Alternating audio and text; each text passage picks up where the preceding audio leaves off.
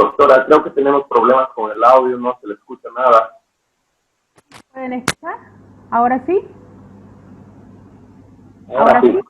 Ya, perfecto, gracias Hernán. Bien, justamente eso es lo que estaba viendo, que creo que estaba mal el micrófono. Sí, pero ahora sí me escuchan, ¿no? Ahora sí, ¿no? Perfecto, gracias. Bien, les decía, vamos a compartir hoy día nuestra quinta clase. Tenemos para hoy día, ¿no?, una clase muy interesante. También hemos compartido el material en la plataforma, no sé si han podido ingresar a mirar un poco. He compartido la promesa que les hice de compartir un poco lo de los tratados comerciales que tiene Bolivia. Lo he compartido también para que ustedes lo tengan. Eso, hay un poco de material también respecto a lo que vamos a avanzar hoy día y lo que vamos a avanzar el día viernes. Entonces, entren, véanlo, ¿no? Es interesante para que ustedes también se vayan interiorizando, ¿no?, un poquito más sobre lo que se va a avanzar, ¿ya? Entonces, eso quería adelantarles, perfecto. Bien, veo que seguimos ingresando, perfecto, me parece muy bien. Ok, voy a compartir entonces mi pantalla, ¿no? Voy a compartir mi pantalla, ¿no?, con el material que tenemos para hoy día. Bien. Ok, ahora sí. Bien, hoy vamos a avanzar entonces un poco sobre la compraventa, ¿no? Nosotros hemos hecho ya toda la semana anterior, ¿no es cierto?, un preámbulo sobre lo que era la normativa nacional. Habíamos visto todo lo que significaba la normativa que estaba establecida en el Código de Comercio. Hoy nos vamos a centrar, ¿no?, en la parte específica sobre lo que habla el Código de Comercio en la compraventa, y luego nos vamos a ir ya un poco más entrando a lo que es la compraventa a nivel internacional, ¿no?, desde el punto de vista de compraventa internacional. Les hago recuerdo también, no olviden cerrar sus micrófonos, por favor, ¿no? Sin embargo, si quieren realizar alguna pregunta durante el transcurso de la presentación, también la podemos realizar, no hay ningún problema, ¿ya?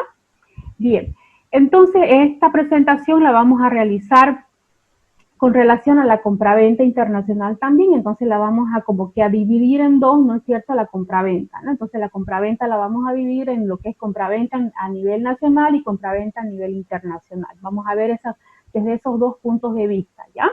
Luego vamos a ver también un poquito, que era mi promesa, fue el compromiso que hice con ustedes el día lunes, ¿no?, que era también un poquito ver respecto a el uso de las tecnologías, ¿no es cierto?, de repente comercio electrónico, de repente un poquito firma digital, comercio, lo que era documentos digitales, respecto a todo aquello del uso de las tecnologías actualmente.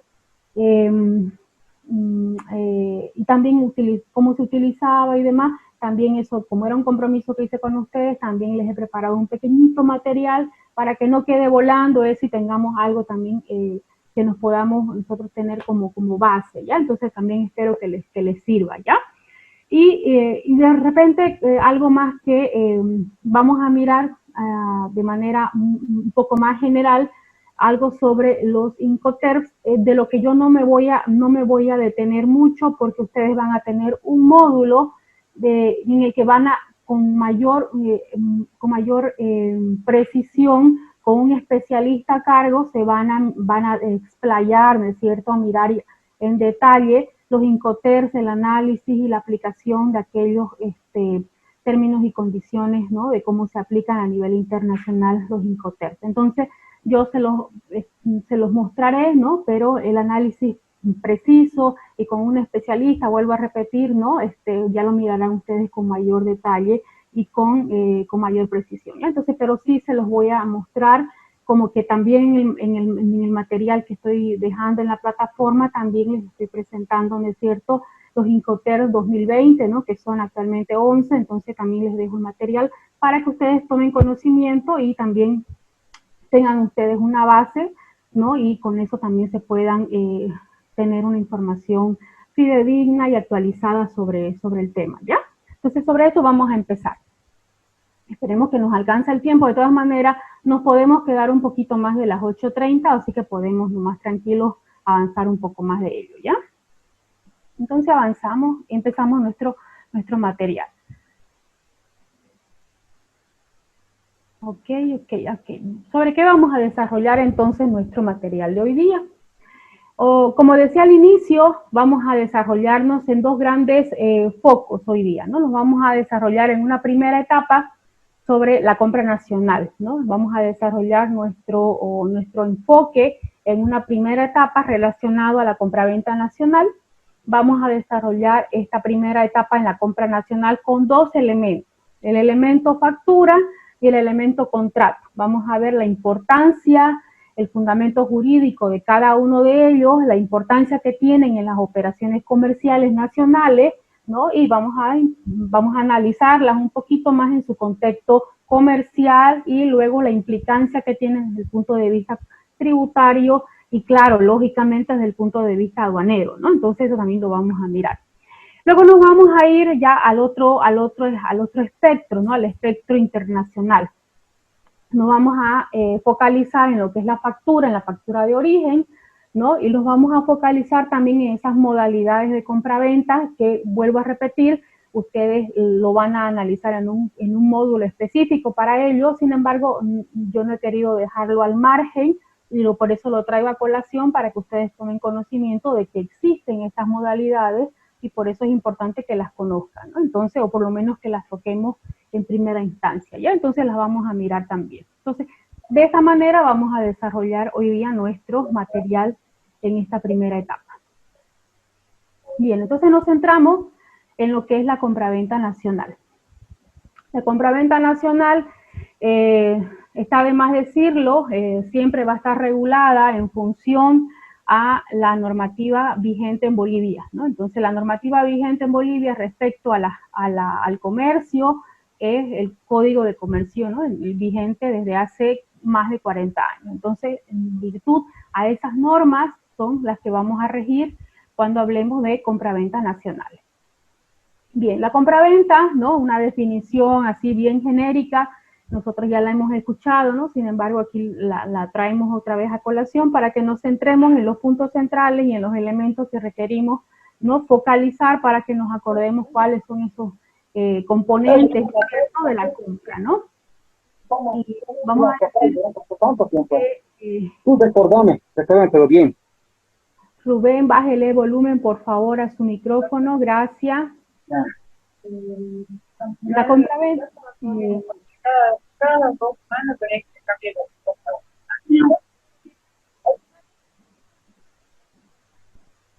Ok. La compraventa comercial, cuando se hace con propósito de lucro o ganancia, estamos hablando de una compraventa de tipo comercial. Entonces, esa compraventa siempre va a tener ese componente de lucro o ganancia, generando siempre una utilidad. Pero nunca tenemos que dejar de lado que la compraventa necesariamente puede realizarse de manera inmediata, ¿no? Que puede efectuarse, nacer y morir al mismo tiempo, porque podemos entregar el objeto, efectuar el pago, y de esa misma manera termina y concluye la negociación y la operación. Pero va a haber otros momentos en los que la negociación, la etapa de entrega, de pago de la mercancía, de entrega del producto y demás, va a demorar un poco más en el tiempo. Entonces, para esos momentos, ¿no? Vamos a requerir de un documento extra o de un respaldo que gestione y que fortalezca, ¿no? esa etapa de transición entre la entrega del producto y el pago de su costo, ¿no? O de su valor. Entonces, para esos momentos requerimos de un documento adicional jurídico. Y ese documento adicional jurídico puede ser, por un lado, la factura, o puede ser, por otro lado, un documento ya mucho más elaborado, ¿no? Mucho más formal, como el contrato, ¿no? Entonces, ahí es donde entramos ya a requerir un documento mucho más formal como el contrato. Entonces, ¿qué es el contrato, no? Bueno, el contrato en este caso viene a ser, ¿no? Un documento, ¿no? Por el cual el vendedor, ¿no? Se obliga, ¿no? A entregar o a transferir, ¿no es cierto?, la propiedad de un bien o de una cosa o de una mercancía, ¿no? O de un derecho, como dice nuestra diapositiva, ¿no? a otra persona que se va a llamar el comprador, ¿no? Y entonces el vendedor se obliga a entregar a un tercero que se llama comprador, ¿no? A cambio de un canon, ¿no? A cambio de un precio. Entonces, esta operación, ¿no? Tiene la particularidad de que están transfiriéndose o un derecho o una cosa o un bien a cambio de un precio, ¿no? Entonces, esta venta, esta transferencia tiene esa característica, ¿no? Si esta transferencia y este intercambio no tuviera un precio, entonces esta transferencia, este intercambio se llamaría donación, porque no tendría un precio que pagarse, ¿no? Porque sería un simple intercambio.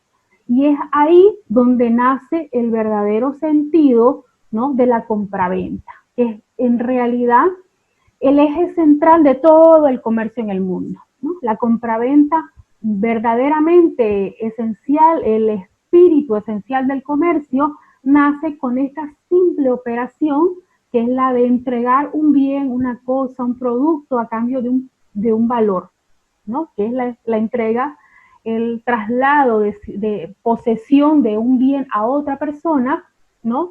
A cambio de un valor, ¿no? Que el comprador, ¿no? Le paga a la persona que le vende, ¿no? Y que nosotros lo podemos reconocer, ¿no? En comercio internacional como proveedor, ¿no? En otras palabras, ¿no? Entonces, de esa manera empezamos a diferenciar y a definir la palabra o el término compraventa, ¿ya?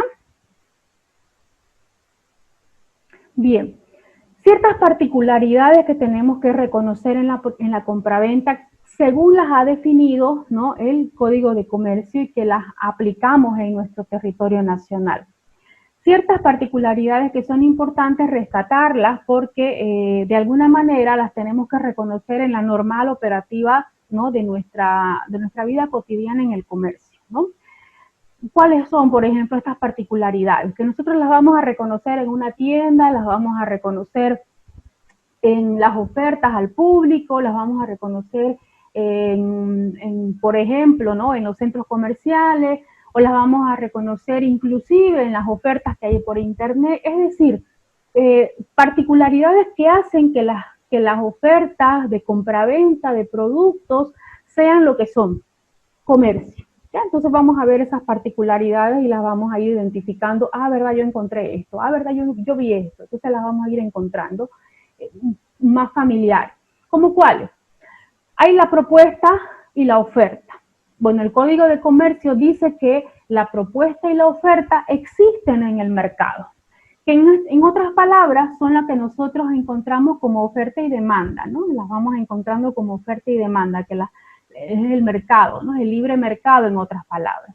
La propuesta y la oferta, dice el código, que son aquellas oportunidades en las que las empresas o los comercios hacen una proposición, ¿no? de producto, ¿no? Y en esos términos en que proponen un producto, es en los mismos términos en los que deben, ¿no? entregar el producto. Es decir, si yo oferto, ¿no? un producto X en unas condiciones X, en un color X, en un tamaño X, bueno, en esos mismos términos tengo que entregar los productos y venderlos, y si oferto en un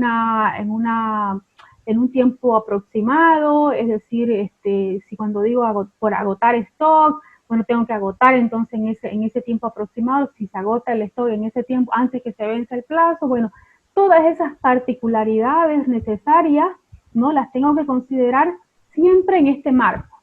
Entonces lo importante es que cuando yo oferto algo, ¿no? Cuando yo propongo, ¿no? el negocio por un producto y lo oferto, mi condición de oferta y de propuesta sea exactamente igual a la hora de que ya se realice verdaderamente la operación. Entonces, esa es una particularidad que garantiza al consumidor final de que lo que está mirando en la oferta es verdaderamente lo que va a recibir cuando concreta la operación, ¿ya? Entonces, son, según el código, elementos del negocio como, por ejemplo, el plazo, ¿no? Por ejemplo, podemos decir que tenemos una oferta por, no sé, por una semana, bueno, no podemos concluir la oferta antes del plazo que hemos puesto nosotros mismos al ofertar. Entonces, si pensemos, en muchas ocasiones nosotros tenemos ofertado, ¿no?, por una semana un producto, y si antes de la semana cerramos la oferta, entonces estamos, ¿no?, haciendo incurrir, ¿no es cierto?, en una violación de nuestra propia oferta, ¿no? Y eso puede generar, ¿no?, algún riesgo para las personas que están intentando comprarnos, porque estamos generando una propaganda engañosa, ¿no es cierto?, generando atracción al público, que vengan al local, ¿no es cierto?, pero resulta de que vienen por la oferta, pero resulta de que nosotros cerramos antes la oferta, y eso ha generado que haya una propaganda engañosa, y eso el código lo impide, eso lo prohíbe, porque eso prohíbe en todo caso cualquier mecanismo de propaganda engañosa, ¿no? Entonces eso hay que tener mucho cuidado, y nosotros que somos los consumidores finales tenemos que estar constantemente, ¿no?, atentos, porque de eso también depende, ¿no?, la posibilidad de que luego, ¿no?, se nos respete y que tengamos como el cumplimiento de nuestros derechos como consumidores, ¿no? Luego ya vamos a conversar, hay dos tipos de oficinas en el Estado boliviano tiene actualmente.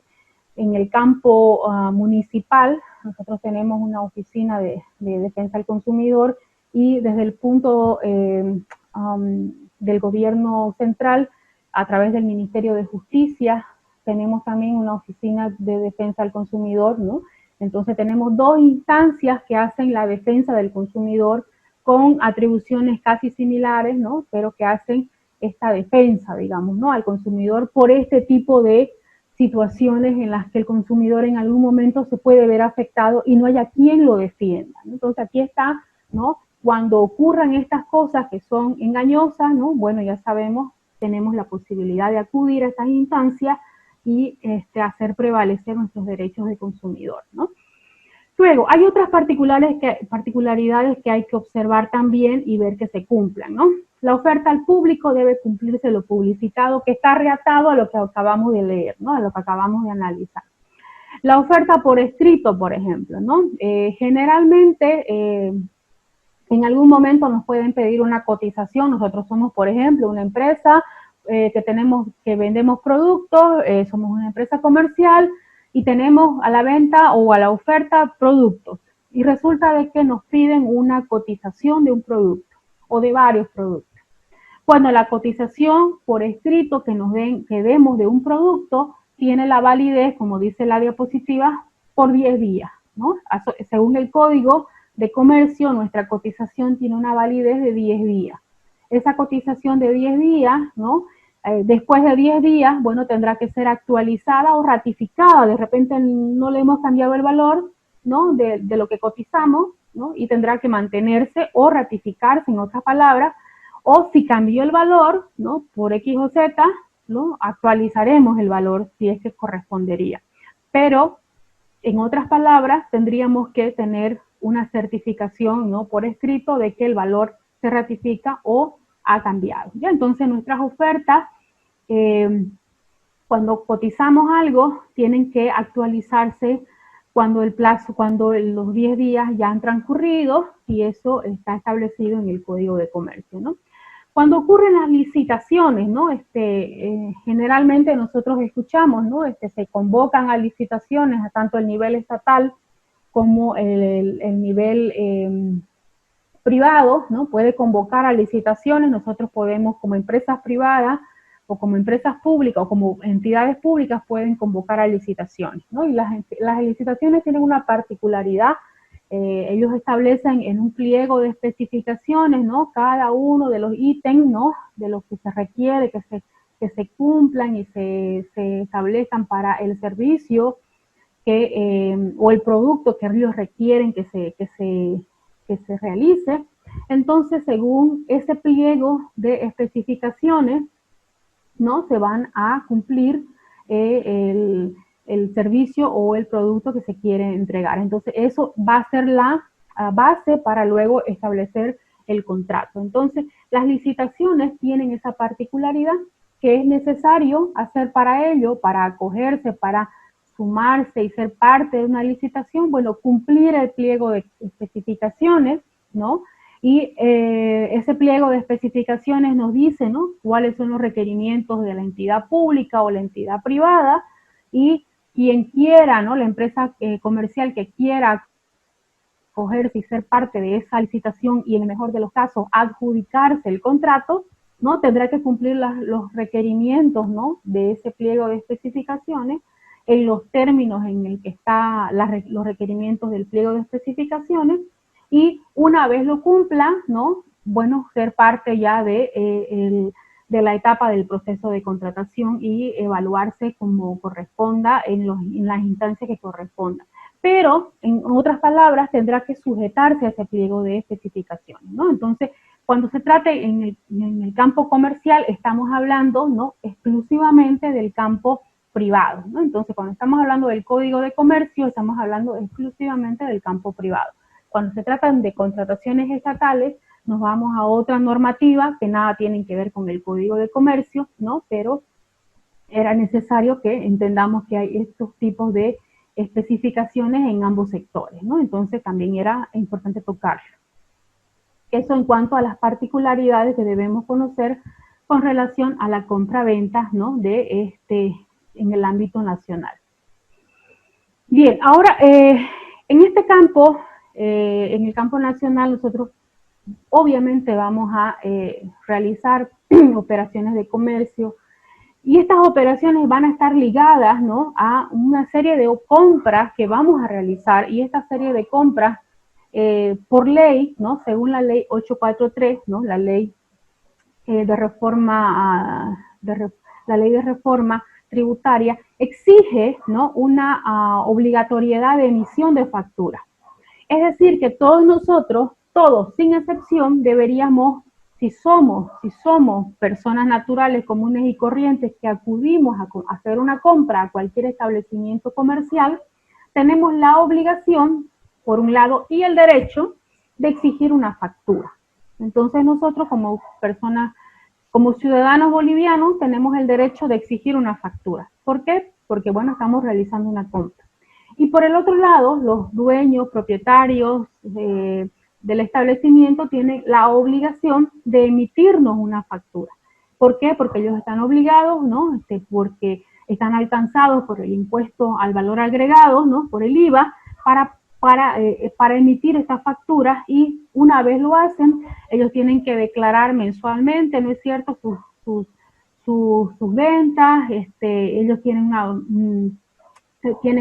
una serie de obligaciones tributarias que cumplir, dependiendo del régimen para el que están inscritos, es decir, una serie de implicancias de tipo tributario que tienen que ir cumpliendo mensualmente, trimestralmente, anualmente, ya conforme al régimen al que están registrados, y esa factura hace que, en todo caso, Impuestos Nacionales haga los cruces de información para que todos los contribuyentes, bueno, o al menos esa es la idea, todos los contribuyentes, ¿no es cierto?, hagamos, ¿no?, la posibilidad de que haya movimiento económico con nuestros impuestos, y finalmente el Estado pueda, ¿no es cierto?, con nuestros impuestos contribuir a la bolsa común del TGN, y a partir de ello generar recursos económicos como ingresos públicos y generar el sustento de la salud, la educación, etcétera, etcétera, etcétera, ¿no? Entonces,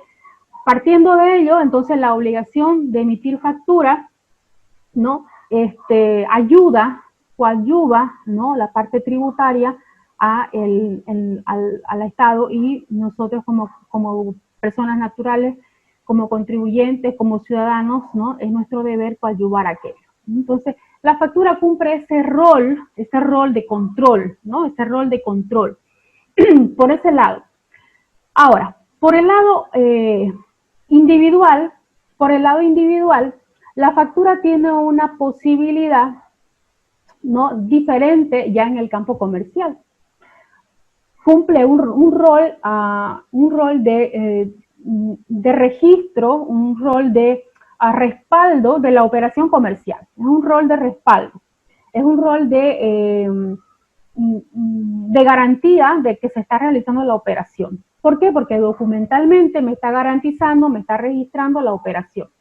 Bien, en la factura, todos conocemos una factura, básicamente registramos el nombre de las personas que participan en la operación, la fecha, el nombre, el número de identificación tributaria, el monto de la operación, si son pagos parciales, etcétera. Son varios datos que nosotros normalmente los conocemos y los vemos, ¿no es cierto? Bueno, todos estos datos contribuyen a una exigencia, ¿no?, de una resolución de impuestos nacionales del 99. A partir del 99 se exigieron todas estas formalidades, inclusive, ¿no?, inclusive hasta los errores en el llenado de las facturas son parte también de exigencias de estas resoluciones que fueron generadas a partir del año 99. Actualmente nosotros conocemos facturas, la facturación electrónica, ¿no es cierto?, que cada vez nos las acomodan y nos las anulan y nos las vuelven a desplazar impuestos nacionales porque, bueno, existe todo un mecanismo para que la factura de tipo electrónico tenga sus pormenores y el por qué todavía no se termina, ¿no es cierto?, de implementar como deseara impuestos nacionales hacerlo, ¿no? Bueno, ya eso es materia de otro análisis, pero era necesario decirlo para que veamos que intenta el Estado, ¿no es cierto?, de alguna manera también implementar el sistema virtual, si vale el término, ¿no?, o las tecnologías en este sistema de facturación, que buena falta ya nos haría a todos, ¿no es cierto?, porque de alguna manera también ayudaría. Pero eso requiere, ¿no?, también una implementación tecnológica en muchos campos de las empresas comerciales que con seguridad las pymes, por ejemplo, requieren también implementar económicamente y eso es pues un gasto que ellos tendrían que implementar también y eso ahora, actualmente, es pues difícil exigirles, ¿no?, que lo hagan. Entonces, todo tiene un pero en el camino porque a la hora en punto, pues no tenemos nomás que reconocer que estamos, ¿no?, en una etapa en la que va a ser un poquito difícil implementar todo de golpe, ¿no? Entonces, bueno, tendrá que hacerse de repente de otra forma. Bien, ok, vamos a ver, la factura entonces, ¿qué es? ¿No? Básicamente dice la factura, una factura es una factura de compra o una factura comercial, es un documento, ojo, es un documento mercantil, es un documento mercantil, ¿no?, que refleja toda la información de una operación de compraventa. Si refleja toda la operación de la compraventa, entonces requiere cierta información básica y necesaria. ¿Cuál información? Vamos a ver cuál información. Miren ustedes, en una factura comercial nacional, en una factura normal, común y corriente, si ustedes ahora agarran una factura que tengan a la mano, se van a dar cuenta que la información básica y corriente es la que citamos a continuación. ¿Cómo cuál? La fecha de venta, el nombre del comprador y del vendedor, las condiciones de pago, la cantidad, porque ahí dice, ¿no?, pago al contado, pago ahí está establecido, ¿no?, la calidad, la cantidad, el tamaño, el peso, que a veces por no las llenamos, ¿no?, porque quien la llena es la persona, entonces a veces no colocamos, ¿no?, a veces póngale otros, le decimos, ¿no?, quiere que le pongamos detallado, no, póngale otro, no le ponemos el detalle, ¿no? Bueno, lo correcto debería ser que le pongamos el detalle, ¿no? Bueno, ahí también fallamos nosotros. Ponemos los valores unitarios, es decir, una serie de información que a la hora en punto ayuda a individualizar el producto comprado. Y ustedes dirán, ¿por qué es importante colocar eso? Total, todos los días compro almuerzo, todos los días compro supermercado, todos los días, o sea, todos los días, sí. Pero para nosotros que somos de repente los usuarios, no es tan importante. Porque de repente nosotros ni siquiera a veces declaramos esa factura, porque bueno, es una factura, no sé, imagínense, de repente 10 bolivianos, 15 bolivianos, de repente no las declaramos. Pero puede ser que para la empresa o la empresa comercial sea necesario no declararla porque porque ellos sí requieren declarar, ¿no? Cuántos, no sé, imagínense, cuántos kilos de azúcar vendieron, ¿no? Cuántos zapatos vendieron, ¿no? Qué zapatos de calidad vendieron, no sé, me imagino ver en una empresa comercial dedicada a la venta, no sé, de tornillos. ¿Tornillos de qué medida vendieron? ¿Por qué? Porque a la hora en punto ellos tienen que hacer un cuadre con sus almacenes, un cuadre con sus salidas de almacenes, con sus ingresos. ¿Se dan cuenta? O sea, a la hora en punto, para ellos es más necesario que para uno hacer un cuadre con la información reportada en su factura. Entonces, la información requerida en la factura es elemental, de repente no tanto para el usuario, sino para la empresa. Por eso es que se han visto obligadas las empresas que paralelamente a la información que se reporta en la factura, se haga documentación paralela, ¿no? Documentación paralela que se reporta al mismo tiempo que se hace las ventas. Entonces, es información que se hace como que en paralelo cuando se está vendiendo, ¿no? Es como una especie de, no me atrevería a decir que es una... que es un doble registro, pero o una doble contabilidad, porque no se refiere sino a eso, sino más bien a un doble registro, en el que reportan ya el dato correcto o el dato completo, ¿no? Entonces, eso hace que en alguna medida ya después las empresas tiendan a registrar y de esa manera ir cerrando y cuadrando sus almacenes y etcétera, etcétera, etcétera. Entonces, ¿es importante la factura? Sí. Y en algunas ocasiones recordarán ustedes nuestra segunda clase que dijimos que es muy importante también tomar en cuenta los mecanismos de costumbre que tenemos nosotros los ciudadanos en Bolivia de cómo habitualmente realizamos nuestras operaciones de comercio. ¿Qué cosa es más costumbre? ¿Qué cosa es más legal? Y lo que a veces por costumbre se hace, vamos relegando un poco lo que es correcto hacer y nosotros vamos dejando a un lado lo que más estamos acostumbrados y de repente vamos como que desplazando la obligatoriedad y nos vamos acostumbrando a hacer esto otro y bueno, nos llenamos bien la factura, nos registramos bien y eso a la hora en punto pues hace que de alguna manera no tengamos una información incompleta. ¿Por qué es importante llenar eso? Bueno, por una simple y sencilla razón. Cuando llegamos a impuestos nacionales y nos hacen una fiscalización, con seguridad la información que no colocamos en la factura, ¿no? Va a ser relevante a la hora en punto de una fiscalización, porque la fiscalización, ¿qué es? No es más ni menos que una auditoría documental a los informes o a la documentación que tenemos de un determinado periodo, ¿no? de tributos, ¿no? Puede ser un mes, puede ser una gestión, ¿no? O puede ser un impuesto, o pueden ser varios impuestos de una gestión. Entonces, la información documental, ¿no? Todas estas operaciones que están documentadas tienen que ir coincidiendo, ir cerrando la información del impuesto, de las operaciones, y eso tiene que estar documentado. Entonces, mi consejo siempre es, ¿no? Tratemos de documentar la información de manera correlativa, coherente, suficiente, ¿no? Porque nos sirve a la hora de defendernos, ¿no? Entonces, lo mismo ocurre cuando nos toca fiscalizaciones en el ámbito aduanero, al igual que sucede con impuestos nacionales o que sucede con los gobiernos municipales, no podemos inventarnos la documentación de descargo, ¿no? Porque la documentación de descargo va naciendo al momento en el que se van generando las operaciones, ¿no? No se pueden inventar después, sino que se van naciendo, creando cuando se van generando las operaciones. Y después no las podemos inventar. Entonces, crearlas después es pues otra cosa, se llama falsificación, se llama otra cosa. Entonces, por eso es tener mucho cuidado de tener un resguardo con la documentación, ¿no? Entonces, y otro elemento importante también es tener, ¿no? Un archivo adecuado, un resguardo adecuado de la documentación por el tiempo que dice la ley, ¿no? Por el tiempo que nos dice la ley que la administración nos puede exigir documentos, ¿no? Entonces, eso también hay que tenerlo en cuenta. Bien, a ver aquí ahora. Bien, eso en cuanto a la documentación referida a la factura.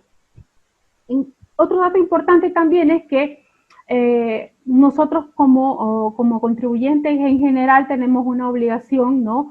Que en cuanto se emite la factura, en cuanto se emite el documento de la compraventa, en cuanto tenemos la factura, se genera una obligación de, si hay algún error en la factura, pues, y nosotros somos los compradores, tenemos la posibilidad de ir a pedirle a nuestro vendedor que nos haga la corrección que corresponda. Y en todo caso no tendría por qué quejarse o por qué evitar la corrección el emisor, porque ese es nuestro derecho, ¿no? Entonces tendría la obligación de hacerlo, ¿no? Y eso así lo dice, lo autoriza las resoluciones de impuestos nacionales, ¿no? Entonces, eso solamente para conocimiento. Bien, vimos que la factura es un elemento importante. Ahora, no lo quiero dejar afuera el tema del contrato, pese que ya hemos hablado del tema del contrato. Solo puntualizaré estos elementos que no quiero dejarlos afuera, que el contrato como contrato de compraventa lo tenemos que tener como el documento físico que respalda una operación que requiere mucho más, digamos así, fortaleza de la operación, que requiere que sea una operación más robusta a través de un documento mucho más formal, ¿no? Ahí lo dejaremos. Este documento tiene que tener consentimiento, tiene que reflejar, ¿no es cierto?, que haya un precio, que sea pagadero en dinero, que ya vamos a ver que también se puede pagar a través de otros mecanismos, que haya la existencia de la cosa o el objeto, no podemos vender algo, ¿no?, que no existe, ¿no?, o que no se pueda entregar, ¿no?, y que además que también posibilita que se pueda entregar, ¿no?, un contrato de compraventa a través de un anticipo, ¿no?, que se pueda entregar a través de un anticipo. Entonces, esos elementos no los quería dejar volando, son parte también de un contrato que prevé el Código de Comercio, ¿ya? Entonces, las obligaciones que nacen de un contrato, el vendedor y el comprador tienen obligaciones bien marcadas. Por un lado, el vendedor tiene la obligación. Como él es el vendedor, él tiene la mercancía, él tiene en su poder el bien, o la cosa, o la mercancía, o el producto. Entonces, el vendedor tiene la obligación de entregar al comprador aquello que está vendiendo. Y tiene además la obligación de garantizar que aquello que está vendiendo está en perfectas condiciones, ¿no? Esas son dos obligaciones esenciales que tiene el vendedor. Y por otro lado, el comprador tiene dos obligaciones también esenciales, ¿no?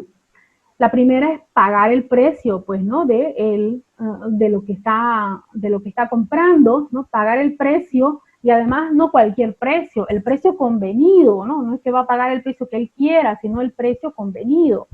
Y finalmente, el de recibir el bien, ¿no? Porque puede que no quiera recibirlo, ¿no? Por alguna razón. Entonces, hay una máxima en el Código de Comercio de que una vez convenida la operación, el comprador está obligado a recibir el bien, ¿no? Entonces, esas son obligaciones que establece el contrato. Bien, esto como última parte de lo que es la venta en la parte nacional, ¿no? La lesión en materia civil y su efecto en materia comercial. Bueno, ¿qué es la lesión? La lesión la vamos a escuchar en algunas ocasiones y yo solamente la quiero traer a colación para que ustedes sepan, ¿no?, que puede ocurrir y la podemos tratar cuando se trata de comercio nacional. La lesión cuando ocurre, cuando hay un contrato civil, la lesión ocurre cuando hay un perjuicio, ¿no? Sucede que hay un contrato civil y por alguna situación ocurre un perjuicio. Bueno, en materia civil, ¿no? Evidentemente hay que pagar daños y perjuicios cuando el contrato no ha llegado a un buen arreglo y el contrato civil se tiene que solucionar de alguna manera y generalmente es pagando daños y perjuicios porque la operación no se ha terminado de concretar. Bueno, eso no ocurre en materia comercial. Según nuestro Código de Comercio, dice que no hay lesión en materia comercial, ¿no? Entonces, en todo caso, se tendrá que convenir, ¿no? Eso, se tendrá que negociar, ¿no? Y la lesión, ese tema de daños y perjuicios, se tendrá que negociar entre las partes y se tendrá que acordar de alguna forma. Entonces, en materia comercial, la lesión no es una causa para que se acabe el contrato, ¿no? En todo caso, y tendrá que negociar las partes, tendrán que ponerse de acuerdo cómo resolver este tema, pero no hay, ¿no? En todo caso, un tema de negociar un daño civil, ¿no? Porque el daño civil, vuelvo a repetir, se materializa en el campo del derecho civil, ¿ya?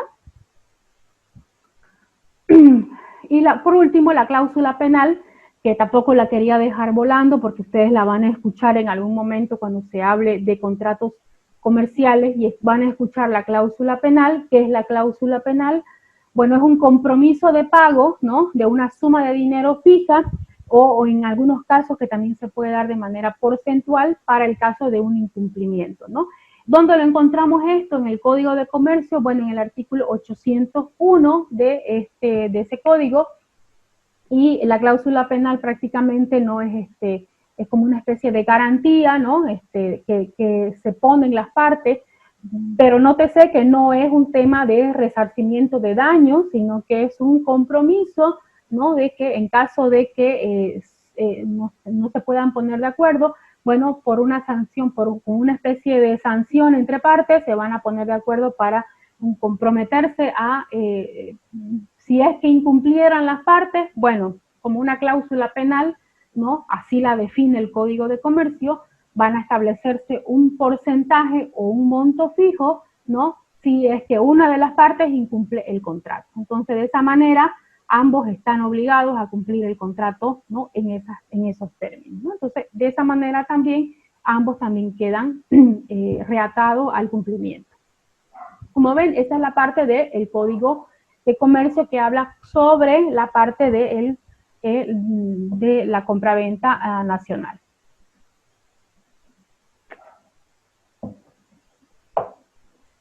Bien, ahora sí, bueno, ¿alguna pregunta sobre esta parte, esta primera parte, antes de entrar a la compraventa internacional?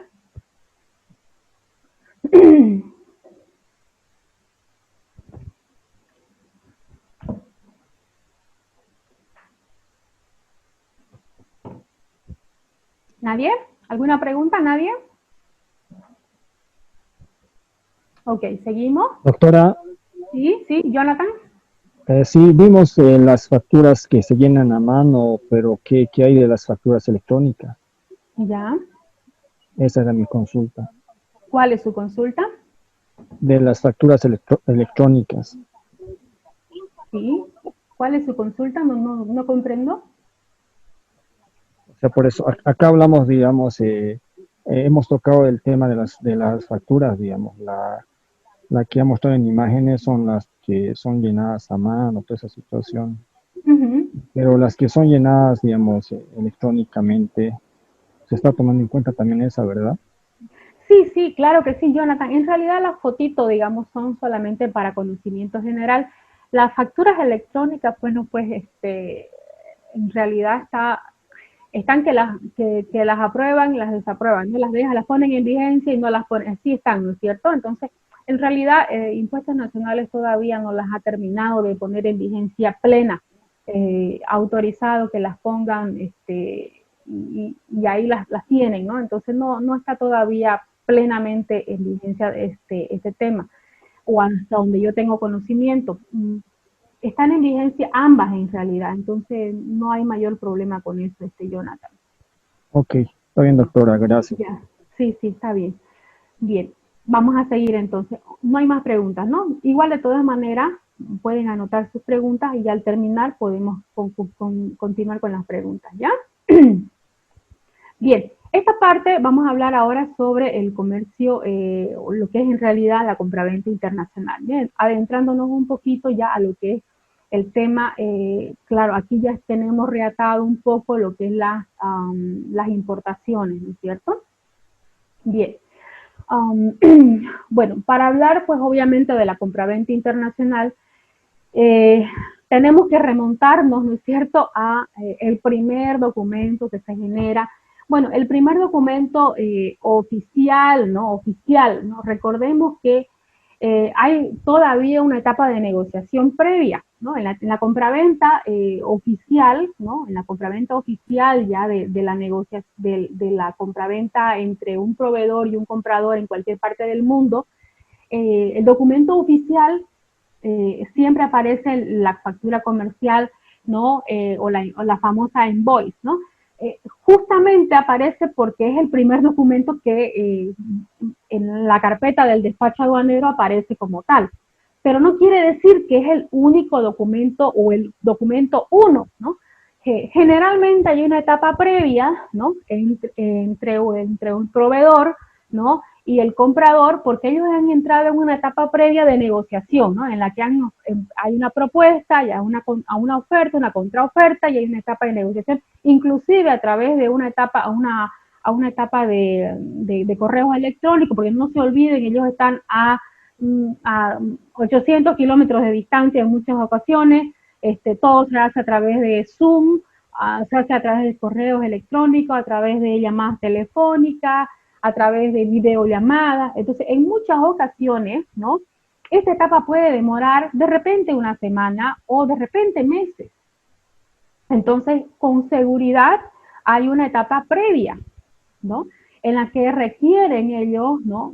Una serie de negociaciones, como decimos en mi pueblo, en un tire y afloje, ¿no es cierto? Entre me das, te doy, entonces en esa etapa de rebajarme un poquito, ¿no? Entonces, como estamos acostumbrados aquí, bueno, en esa etapa ellos de repente se van a demorar un poquito más. Entonces, cuando están ellos en eso, ¿no? Todo eso no aparece, pues obviamente, ¿no? Para nosotros, ¿no? Para nosotros, o de manera oficial, para nosotros no aparece.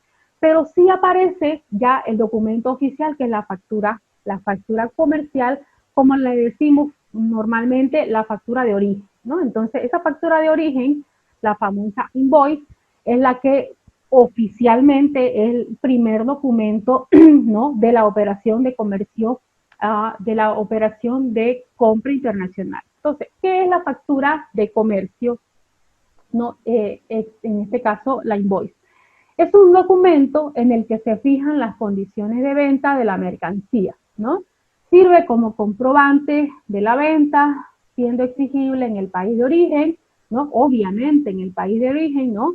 Siendo exigible porque a partir de ahí se va a generar todo lo demás, ¿no? En el primer momento se genera a partir de ahí todo lo demás, porque a partir de ahí se genera todo el mecanismo para que la mercancía se mueva a partir de ahí y salga, ¿no? De este lugar en el que está la mercancía. Y luego se genere ya todo el proceso del despacho y de todo el proceso de importación. Primero de salida, ¿no? De la exportación y luego ya del proceso de importación, ¿no? Entonces, recordemos que desde ese momento se produce, ¿no es cierto?, lo que es el despacho aduanero, desde el momento en el que se produce, ¿no? la venta a través de la factura comercial. Se usa obviamente como un respaldo del contrato comercial. Vuelvo a repetir, va a haber ocasiones en las que la factura comercial en origen va a ser suficiente y van a haber otras ocasiones en las que va a ser la factura comercial en origen, va a ser el respaldo del contrato comercial. Entonces, puede que sí, puede que no, no es necesario, no es un requisito sine qua non, ¿no? Decimos los abogados, no es un requisito indispensable, pero la factura comercial lo es. Ese sí es un documento indispensable, porque es la que refleja, ¿no? La operación en esencia de comercio, ¿ya? Entonces eso sí es indispensable. Entonces yo aquí cité alguna, puse alguna, ¿no? Pero hay varias, las podemos tener actualmente, por ejemplo, en temas de importación, por ejemplo, Aduana Nacional está recién nomás, ¿no? Este mes que pasó ha empezado a recibir oficialmente, si bien las recibía de manera informal, a través de otros mecanismos, a través de otros formatos, recibía las facturas por el tema de pandemia, ¿no? Oficialmente recién las ha empezado a recibir a través de otros formatos, ¿no? Pero eso no quiere decir que no se recibía antes, ¿no? Porque, bueno, hemos tenido que adaptarnos, ¿no? A estas nuevas modalidades, porque no se permitía recibir documentación de ninguna naturaleza. Entonces hemos tenido que ir recibiendo a través de WhatsApp, a través de correos, a través de otros mecanismos, porque, bueno, así se tuvo que dar y el comercio, con lo poco que había, se tuvo que manejar. Entonces, ahí están algunos de los formatos con los que nos empezamos a mover, ¿no? Entonces, de esa manera también era importante tomarlo en cuenta. Bien, también al igual que la factura comercial de venta nacional, también la factura de origen, ¿no?, requiere ciertos requisitos. Y esta vez los requisitos pues también están vinculados con el formato, ¿no?, de la factura nacional. Más o menos, fíjense ustedes, los formatos ya ustedes los conocen, no está de más que yo se los explique, ya ustedes están mucho más familiarizados que yo, porque ustedes están vinculados constantemente a este tipo de operaciones, pero yo se los dejo aquí para que los tengamos puntualizados, ¿no? La factura comercial o la famosa invoice, ¿no?, tiene justamente la fecha de emisión, ¿no?, el nombre y dirección del exportador, el nombre y dirección del importador extranjero, obviamente la descripción de la mercancía, ¿no?, y todos aquellos documentos, ¿no?, que respaldan, ¿no?, la mercancía, ¿no?, que los vamos a ir mencionando, que los menciona el Decreto Supremo 25870, modificados luego ya por otros decretos supremos, pero con relación a la documentación soporte de la declaración de mercancía en materia aduanera, ¿no? Entonces, escribe ahí una serie de requisitos que tiene o de información que contiene esta factura, ¿no? Bien, el contrato de venta o de compraventa internacional, ya ahora refiriéndonos, ¿no?, al contrato en sí, este contrato tiene, ¿no?, ciertas exigencias que nosotros somos, que requerimos que el contrato tenga. Recordemos que la factura por sí, en su naturaleza, ya es la que respalda, ¿no es cierto?, la compraventa internacional, pero el contrato va a haber ciertas ocasiones en las que necesitemos respaldarlo porque la operación lo requiere, así lo requiere. Entonces hay que hacerlo a través de un mecanismo un poco más jurídico, más, digámoslo así, más formal. Entonces, a través de un contrato también está permitido hacerlo. Es un instrumento jurídico, ¿no?, de la actividad comercial en el mundo, ¿no? Eso ya lo venimos repitiendo, ¿no es cierto?, a través de las anteriores clases. Perfectamente hemos repetido también, ¿no?, que nos ayuda a reforzar la idea de que el contrato de compraventa ayuda a formalizar, ¿no?, la operación de comercio, que bien puede ser informal, pero que la formalizamos, le damos formalidad, le damos legalidad, ¿no?, a través de un documento formal. Entonces, la negociación, ¿no?, la negociación se formaliza, se perfecciona, dice la ley, ¿no?, a través de un contrato. Entonces se perfecciona la compra, es como que si quedar perfecta, ¿no?, a través de un documento formal. Entonces también eso no quería dejarlo pasar. Términos de un contrato de compraventa, ¿no? Los contratos en realidad deben tener ciertas especificaciones. Y estas partes, ¿no?, estas condiciones del contrato de compraventa, yo las he extraído de las partes más sobresalientes que nos establecía, recuerdan ustedes, las diapositivas de la clase pasada. Ustedes recuerdan que habíamos hablado, ¿no es cierto?, la clase pasada sobre el tratado que nos exigía o nos establecía mecanismos importantísimos, por ejemplo, sobre la Convención de Viena, que nos establecía las exigencias que debe tener un contrato comercial de tipo internacional. Bien, ¿qué debe tener entonces nuestro contrato internacional? Bueno, las partes contratantes, el objeto del contrato, el precio, que no debemos olvidar, ¿no? Eso debe estar establecido clarísimo porque no debe haber lugar a dudas. Imagínense que haya lugar a dudas con el precio, ¿no? Imagínense eso. El plazo de la entrega, eso es importantísimo, ¿no? El plazo de la entrega, porque tenemos que saber cuánto tiempo va a tardar, ¿no? El lugar de la entrega, eso es importantísimo, porque eso, en función a eso, también establecemos luego, ¿no?, el tiempo de la entrega, las condiciones, etcétera, ¿no? El medio de transporte y el seguro, ¿no? Eso lo resalto, porque son los que, en función a eso, mejor dicho, esto está en función a los Incoterms que luego se aplican. Entonces, esto tiene que estar establecido en función a esos Incoterms, ¿no? Entonces, también es importantísimo que este contrato esté establecido en función a todo ello. Y eso, para empezar, cómo el contrato debe ir establecido. Ahora, entre todo lo que hemos hablado, entre todo lo que hemos hablado, bueno, entre todo lo que he hablado yo, porque he hablado yo nomás, entre todo lo que yo les comento ahora, ¿qué es importante tomar en cuenta a la hora de analizar cuando nos toca que nos analicen nuestro proceso de compra? Cuando nos analizan nuestro proceso de compra, nos ha tocado, ¿no? Tenemos que tomar en cuenta lo siguiente: los canales por los que se genera la compra, el canal por el que proviene la compra. ¿Por qué? Porque es importantísimo a la hora, y esto es muy importante cuando nos hacen un análisis, los que conocen materia aduanera me van a comprender un poquito mejor, porque esto a la hora de análisis del valor, por ejemplo, ¿no? Van a entender la incidencia, ¿no?, de la vinculación que tenemos con nuestro proveedor. Entonces, los canales de compra son muy importantes a la hora de establecer nuestra vinculación con nuestro proveedor. Entonces, estos canales de compra son analizados a la hora de que la aduana, por ejemplo, nos establece el valor en aduana. Entonces, ¿cómo vamos a analizar esto? Vamos a analizarlo de la siguiente forma.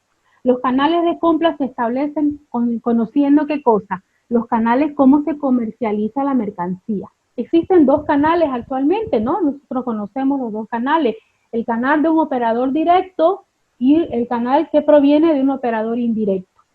El canal de un operador directo que proviene de un exportador y de un comprador. Bueno, este importador o este importador, ¿no?, ellos tienen cada uno su metodología, ¿no?, su venta, ellos tienen su, a partir de ellos tienen su metodología, cómo nos van a vender. Inclusive ellos tienen su propio, su mecanismo de conectarse, ¿no es cierto?, con los que venden, con los que finalmente contactan para realizar las operaciones, y el operador indirecto que lo hace a través de intermediarios. Entonces, cada uno de ellos, ¿no?, tienen una vinculación diferente, ¿no?, como proveedores. ¿Para qué? Para finalmente vender el producto, ¿no?, y comercializarlo a través de estos mecanismos, ¿no? Generalmente, ¿no?, yo me los anoté aquí porque, bueno, no entraban aquí en la diapositiva, me los traje en mi copia, ¿no?, para que ustedes también tengan la información ahí completa.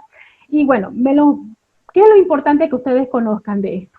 El exportador, por ejemplo, que en este caso nosotros lo llamamos vendedor, ¿no? En el caso de que son operadores directos, el exportador es el que nosotros comúnmente vamos a conocer como el fabricante, el distribuidor, el famoso dealer, el comerciante, el que es comisionista o el que tiene la franquicia. Ellos son, ¿no?, los que actúan como exportadores. En el caso del importador, nosotros utilizamos o lo vemos generalmente al que es como, lo conocemos o lo identificamos como al comprador, ¿no? Entonces, de esa manera actúa, ¿ya? Bien, cuando vamos al operador de manera indirecta, al que actúa de manera indirecta porque no actúa por sí, sino actúa a nombre de un tercero, por eso se llama intermediario. Este señor actúa, ¿no?, a través de un contrato. ¿Por qué? Porque ellos, ¿no?, ellos son intermediarios, obviamente, ¿no? Actúan a través de un contrato. Ellos facilitan el acceso a un determinado mercado. Ellos hacen el estudio y por eso ellos actúan a través de un contrato, porque para eso ellos son pagados, ¿no? Para eso ellos están contratados, para hacer estudios de mercado y ver dónde pueden acceder.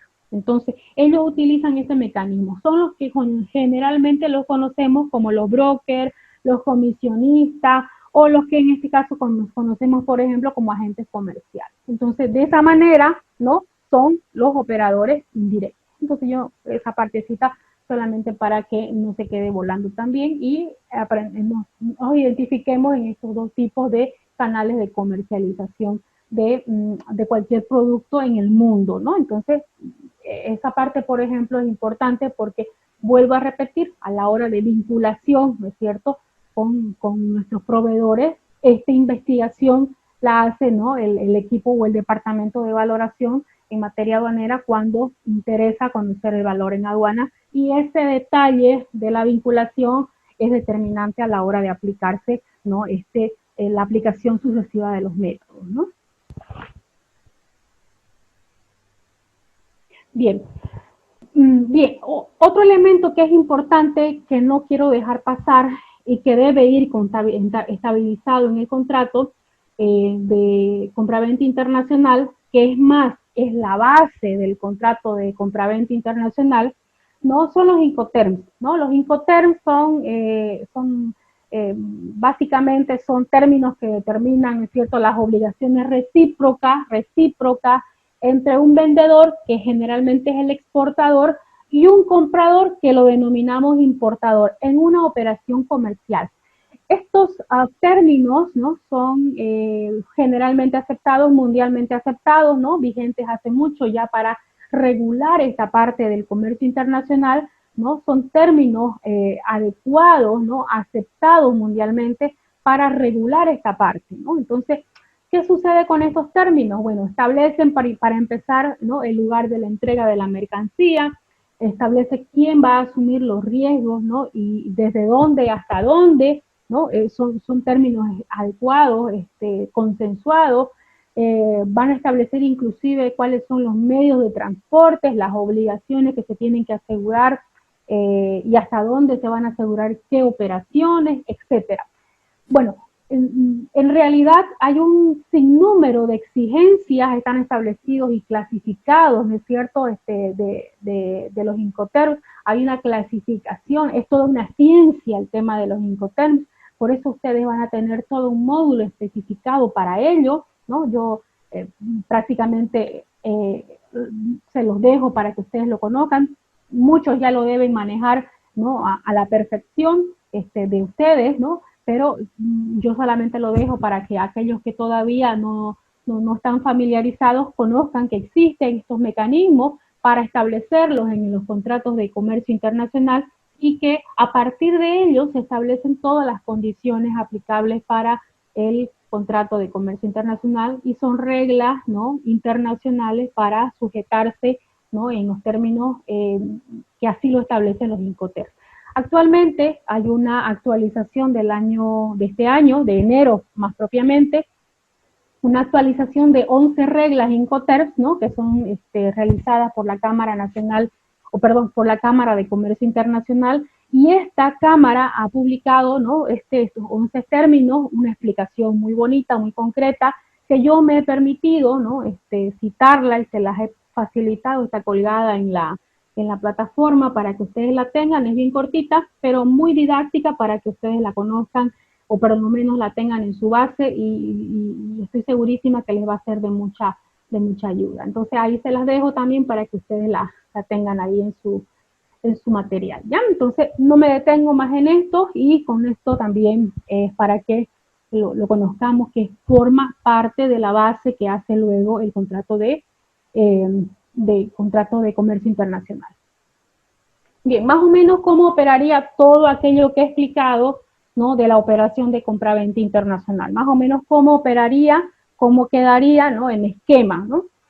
Decíamos que hay una etapa previa, ¿no?, una etapa previa en la que hay una cotización, ¿no? Hay una cotización, ellos trabajan, ellos se interrelacionan, ¿no?, internamente, todavía hay una etapa en la que están ellos todavía negociando, ¿no? Hay una cotización del comprador, hay una cotización que le hace como oferta inicial el vendedor, ¿no?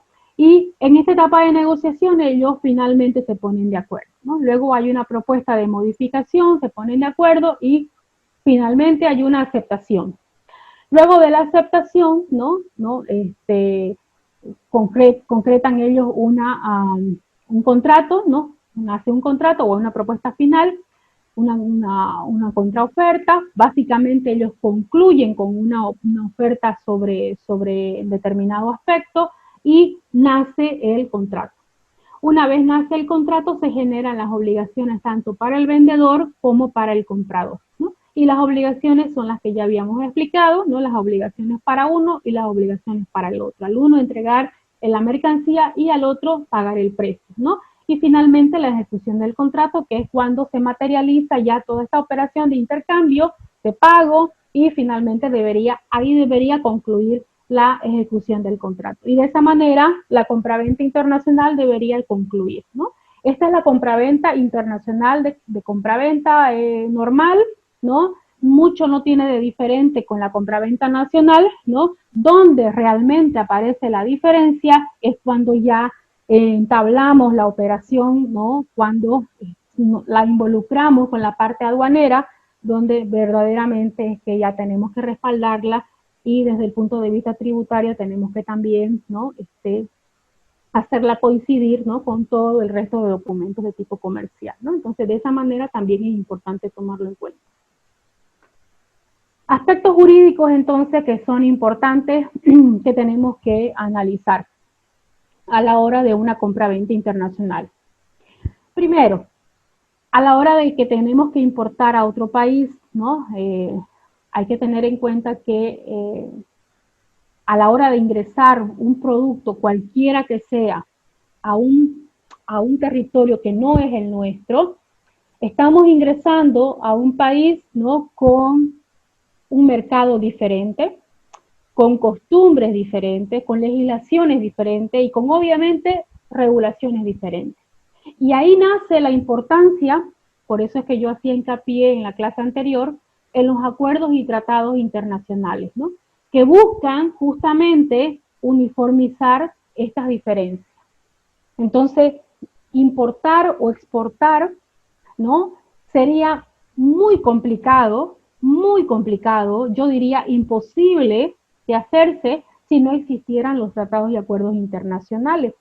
El otro día un compañero de ustedes hacía una pregunta, ¿no? ¿Podríamos importar, no es cierto, si no hubieran tratados? Evidentemente yo le respondía que sí, pero sería mucho más sencillo si en esos países que se comercializa hubieran tratados y convenios, porque posibilitaría enormemente que el mercado se abra, pues, ¿no? Y facilite el acceso al producto o a los productos que queremos introducir en ese mercado. Entonces, el hecho de que estemos conscientes de eso, pues hace también que nuestras autoridades lo hagan de mejor forma cuando traten de negociar, ¿no es cierto? Y esas mejores condiciones lo van a hacer conscientes de eso, ellos van a intentar buscar mejores condiciones para nuestros productos. Y también nosotros internamente tenemos que generar, ¿no es cierto?, que nuestro producto nacional, ¿no?, logre la calidad, ¿no?, necesaria, requerida para poder competir en mercados externos, ¿no? Y eso pues también hace que subamos la calidad y lógicamente ahí podamos competir en igualdad de condiciones, ¿no? Y eso va a generar pues muchísimo más trabajo y todo lo que ustedes ya saben que es positivo, ¿no? Entonces esto hay que tenerlo muy en cuenta, ¿no? Importantísimo, ¿no? Porque ese comercio internacional parece que fuera así muy lejano, ¿no? Pero es real y hay que tenerlo en cuenta tomando en consideración estos puntos importantes, ¿no?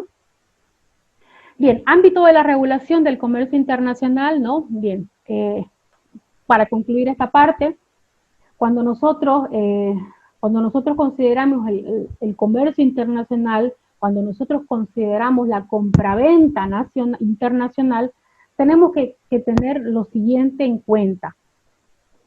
Cualquier producto, sea que ingrese a Bolivia, o sea que nuestro producto ingrese a otro país o a otros países, nosotros estamos compitiendo con otros países. Nuestro producto ingresa a competir con otros países. Entonces, esos países van a tener regulaciones para que nuestro producto no compita, ¿no? En igualdad de condiciones con su producto interno nacional. Entonces ellos van a tener reglas que van a proteger su producto nacional.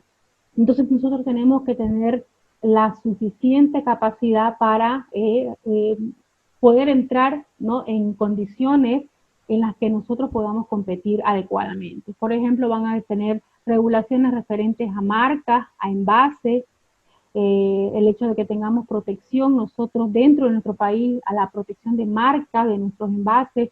Actualmente nuestro país tiene regulación de protección, tenemos el CENAPI que protege las marcas, que protege la creación de productos, la creación de implementación de creación de nombres de empresa, de creación de productos, y esa protección genera que cuando ingresa un producto del exterior tenga que regularse y protegerse para evitar, ¿no?, que haya esta invasión, ¿no?, de productos del extranjero que atenten contra nuestra producción nacional o nuestra creación nacional. Entonces también eso tenemos que tenerlo en cuenta. También hay ámbitos de regulación que protege, por ejemplo, el transporte de mercancías, ¿no? Bueno, hay regulaciones que protegen el contrato de flete, de seguro, de embalaje. También hay regulación que protege las relaciones comerciales, ¿no?, que protegen la protección a las partes. Muchas de las protecciones que se hacen es porque han habido situaciones en las que los países no han protegido de la manera correcta a las partes contratantes y han generado conflictos de tipo comercial que luego se han generado en problemas de tipo estatales. Entonces, por esa razón se han generado regulaciones de tipo comercial. Entonces, es importante que tengamos en cuenta nosotros que existe este tipo de regulaciones, ¿no? Luego, evitar las prácticas desleales es un elemento importantísimo porque si de algo nos tenemos que avergonzar los ciudadanos bolivianos es que el contrabando y ¿qué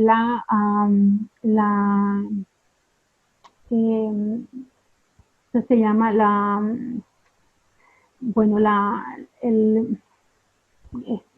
Se me fue la palabra, pero el hecho de que haya tanto CD desdoblado, ¿no es cierto? Protección cero, ¿no es cierto?, a los derechos de autor, protección cero, ¿no es cierto?, a las protecciones de marcas, protección cero a todo lo que es lo que es la autoría de creaciones.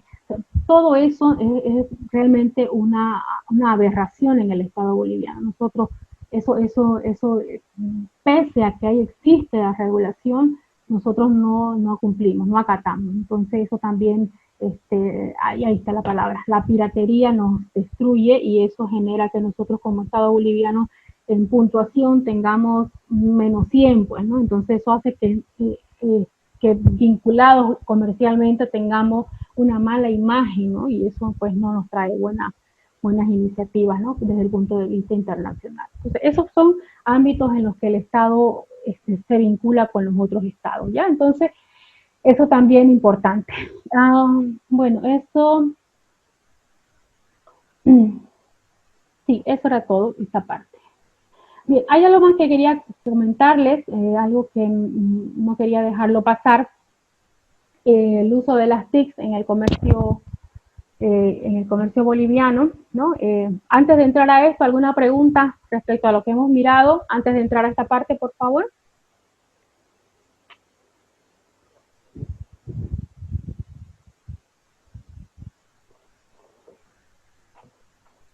Sí, doctora, yo tengo una pregunta. Hoy, por ejemplo, tuve una reunión en la CESA en el cual tocamos temas de facturación con los importadores. Quería saber si es legal, es probable que el tema de la ración, digamos que ellos importan, no sé, 50 camiones esta semana y se les pueda dar una factura pasado una semana, o se tiene que facturar en el día. Hernán, no le logro escuchar, se escucha cortado. Es que tengo problemas del internet, está un poco caído acá. Ya. Me decía, hoy tuve una reunión en ACESA con los importadores, los agentes, con el tema de la facturación. Y me pedían, digamos, ellos poder facturar pasado una semana. Pero a mí, digamos, me dificulta, digamos, que me va a hacer variar en cuanto a mis recaudaciones del mes, porque son montos fuertes los que se llegan a recaudar. Y algunos incluso olvidan la factura y para mí ya deja ser un filtro de control tanto para la empresa, ¿no? ¿Es posible eso o tengo que facturarlo en el instante? Ya, gracias Hernán por su pregunta. Mira, el tema de la factura. Ok, la factura, para empezar, según la ley 843, artículo 1 o artículo 4. Artículo 1 me parece. Soy pésima para acordarme de memoria, pero Si alguien la tiene a mano, yo la verdad que no la tengo, pero artículo 1, me parece. Dice que el artículo 1 es el hecho generador del IVA. Dice que las facturas deben emitirse cuando ocurra primero qué cosa, o bien cuando se preste el servicio, o bien cuando se pague el servicio. Entonces, lo que ocurra primero, dice más o menos esa es la redacción, lo que ocurra primero. Entonces, si ocurre primero el pago por el servicio, se emite ese momento que si se paga el servicio, aunque no ocurra todavía el hecho generador, perdón, aunque todavía no se presta el servicio, pero si se lo paga, se tiene que emitir la factura. Ya, ese es el primer escenario. El segundo escenario, se presta el servicio, pero todavía no le pagan. Ahí se tiene que emitir la factura. ¿Ya? Entonces, dice la ley, lo que ocurra primero. Entonces, en cualquiera de estos dos momentos tendría que emitirse la factura. ¿Ya? En cualquiera de estos dos momentos. Entonces, yo entiendo, desde mi humilde punto de vista, que si se prestó el servicio, ¿no? Primero, independientemente del momento en que se pague, tendría que emitirse la factura cuando se prestó el servicio. Esa es mi humilde opinión, ¿no? Entonces...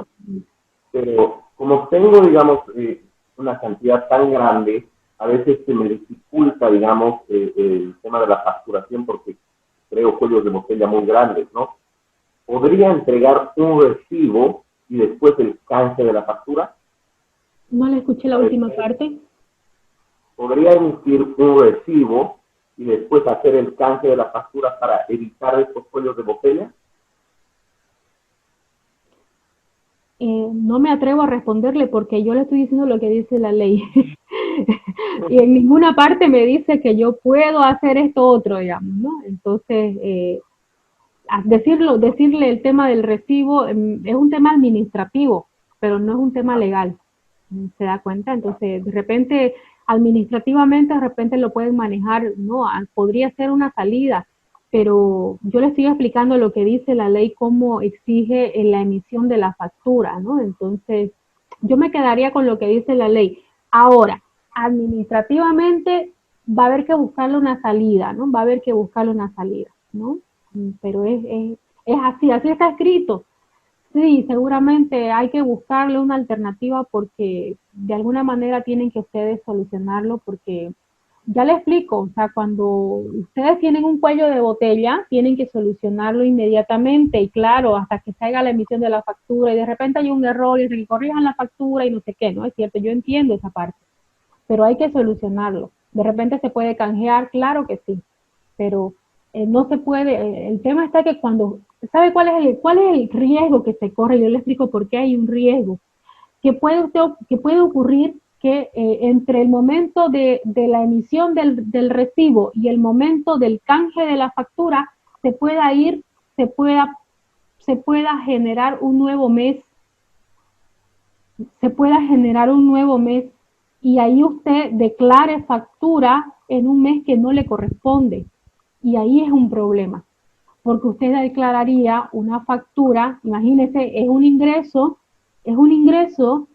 por un pago o de un servicio que usted prestó, imagínese, es en un servicio prestado, en una factura, imagínese, generada en septiembre por un servicio que usted prestó en agosto. ¿Se da cuenta? Entonces, y ahí estamos como que no está coincidiendo con lo que dice la ley 843 y ahí hay un problema. Es un problema. Doctora, sí, Jonathan. También existe dentro de la factura el fecha límite de emisión, digamos. Puede ser, digamos, que la factura sea a mediados, digamos, de agosto y septiembre, estaría dentro, o sea, para mí, ¿no? Dentro de mi punto de vista, se daría, digamos, ¿no? Pero creo que se hace cuando existe la transacción, digamos. Porque si vas a hacer de una semana, puede ser, digamos, como le digo, que la fecha de emisión de la factura no noten esa situación y ya impuestos ya observa esa situación. La fecha límite de emisión. Sí, la fecha límite de emisión, estamos hablando de la fecha límite de emisión, pero de la impresión, ¿no es cierto? De la impresión. No estamos claros. Una cosa es la fecha límite de la emisión. O sea, el talonario completo tiene una fecha límite de emisión, ¿no es cierto? Tiene una fecha límite, así sea completo el talonario, tiene una fecha límite hasta la cual usted se puede emitir esa factura, ¿no es cierto? Y hasta ahí, así haya emitido solo 3 facturas y si se venció el plazo de esa fecha límite, ya pena, tendrá que ir a hacer, renovar, actualizar, ya verá usted, ¿no? Pero una cosa muy distinta es que usted preste el servicio. Recuerden lo que les estoy diciendo, el artículo 1 dice, bajo beneficio de inventario, el artículo 1, ya por favor es artículo 1 o artículo 4, para que no se equivoquen por si acaso. Creo que es artículo 1, pero insisto, para que lo verifiquen. El artículo dice que es lo que ocurra primero, o la prestación del servicio o el pago. Lo que ocurra primero, cuando ocurra primero una cosa o la otra, lo que ocurra primero hace que se genere la emisión de la factura. ¿Ya? Entonces, si ocurre primero una de las dos, ese momento es cuando se emite la factura. Por eso yo les decía el hecho de que, como dice Hernán, que mañana pasado tenga que canjear. Bueno, sí puede ser, pero ¿y qué pasa cuando entre el canje y el momento de la emisión de la nueva factura se va el mes y usted tenga que emitir una factura en un mes diferente al momento en el que se produjo el servicio? Y usted está declarando, va a haber un error ahí, porque recuerden ustedes lo que yo les he dicho, cuando ustedes tributariamente después tienen que hacer respaldar, no se olviden que eso contablemente también tiene que cuadrar.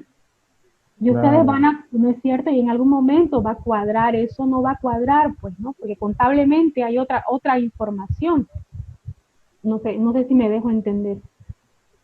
Sí, doctora, en los sistemas se hace la verificación respectiva, digamos, y se coteja con la factura y en el sistema de impuestos nacionales. Y ahí se verifica, digamos, ¿no? Si realmente esa fecha ha sido por el monto establecido, el NIC también del que ha vendido, toda esa situación, ¿no? Exacto, Jonathan. Buenas noches, doctora, una pregunta. Sí, buenas noches. Hola, ¿me escucha? Sí, buenas noches. No logro ver quién es, ¿sí? Doctora, buenas noches. Sí, buenas noches, por favor, puede activar. Freddy. ¿Cómo le va, Freddy? Tengo 2 preguntas, doctora. Con respecto a las facturas a los invoices, factura comercial de exportación, los exportadores gozan están exentos a IVA 0. ¿Eso a qué se debe ese beneficio que los exportadores tienen? Uno, en el tema de canales de la compra, donde, en los canales, donde hay 2 opciones, ¿no? El operador directo y el operador indirecto, donde están los intermediarios. En un caso práctico, si nos podría explicar, por ejemplo, con un operador directo, a quién se puede referir en un caso práctico, como intermediario o como operador indirecto, por favor.